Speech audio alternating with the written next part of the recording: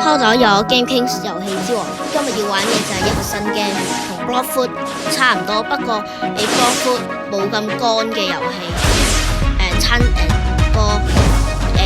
上手難度隔離超多嘅呢個遊戲叫做迷因海。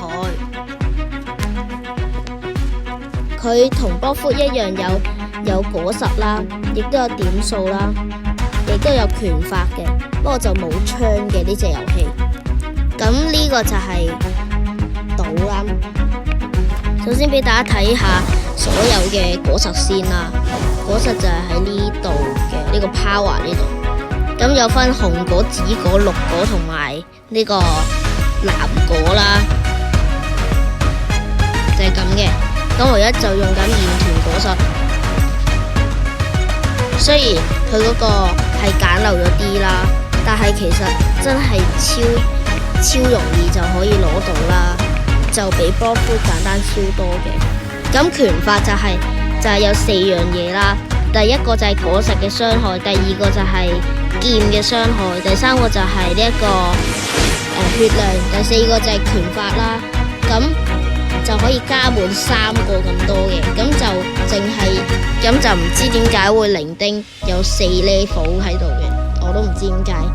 咁左邊呢個就係用寶石買水果啦，右邊呢個就係用錢買水果啦，就係咁嘅。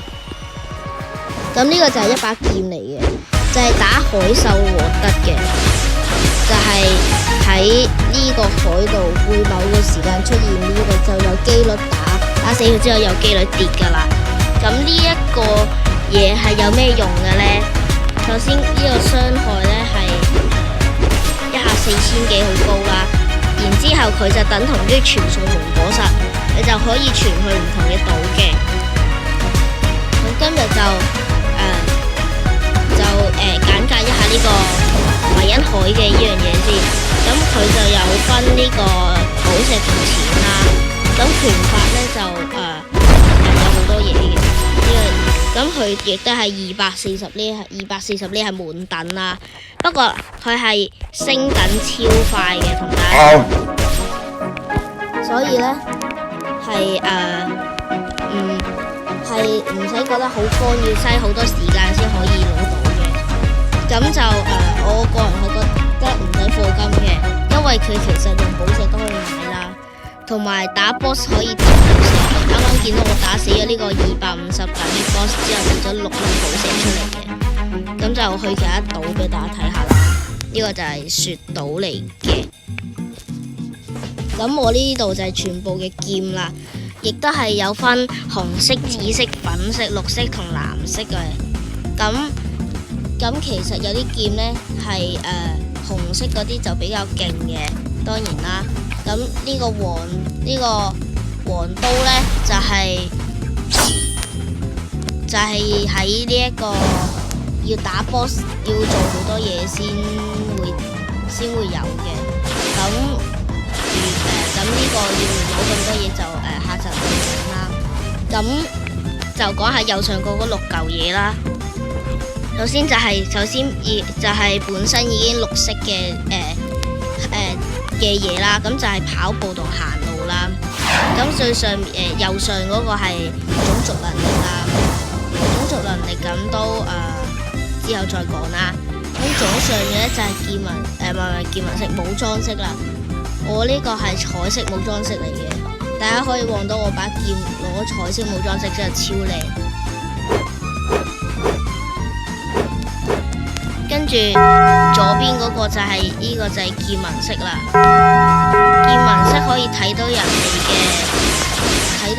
哋就會顯示紅色啦。咁我而家呢個傷害元素化，呢度有個 boss， 俾晒啦。人打我，有人想打我。唔好理佢。咁右下角嗰個就係信兒啦。咁呢啲都係點攞嘅咧？首先信兒就係喺呢個雪島嘅呢度用錢買嘅，就係呢度嘅。咁其他等先，又係咁打。咁左下嗰個就當然就係衝刺啦，就係咁嘅。咁有嗰啲見聞式啊武裝式嘅嘢就下集再講嘅。等後邊有個人係咁追到好煩。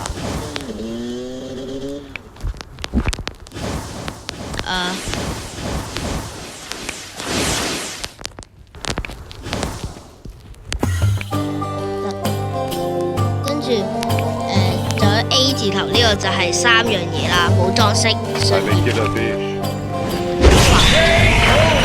我嚟佢。咁就係呢一個武裝式、信義同見聞式啦。咁我全部已經練滿晒㗎啦，就 level 3就係 max 嘅。咁跟住呢隻遊戲亦都可以只有一海嘅啫，只有一個海。咁亦都可以交易嘅，就係右下角嘅嗰個人頭嗰度就可以交易嘅。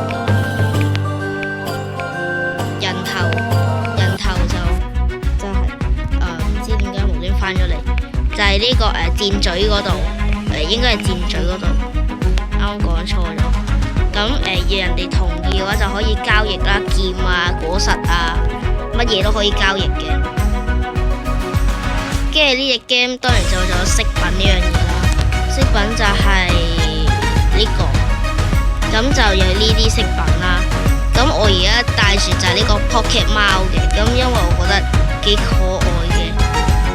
咁打呢個 Loop Fan， 我記得好似係打黃刀會發個 boss 碟嘅。呢個南瓜頭就係打南瓜碟嘅，打南瓜 boss 碟嘅。呢個就係打 Among Us boss 碟嘅。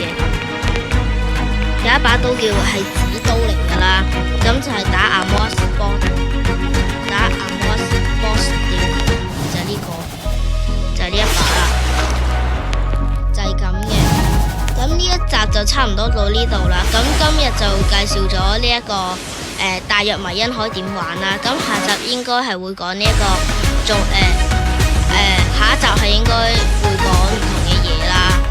之後嘅集數就會講呢一個見聞式啦、武裝式啦，跟住就有種族技能啦、種族 V2啦，同總之係種族呢方面嘅問題，同埋武器喺邊度攞，亦都會教大家攞。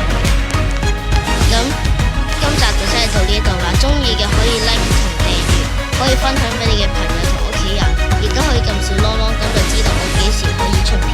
我係 Game King。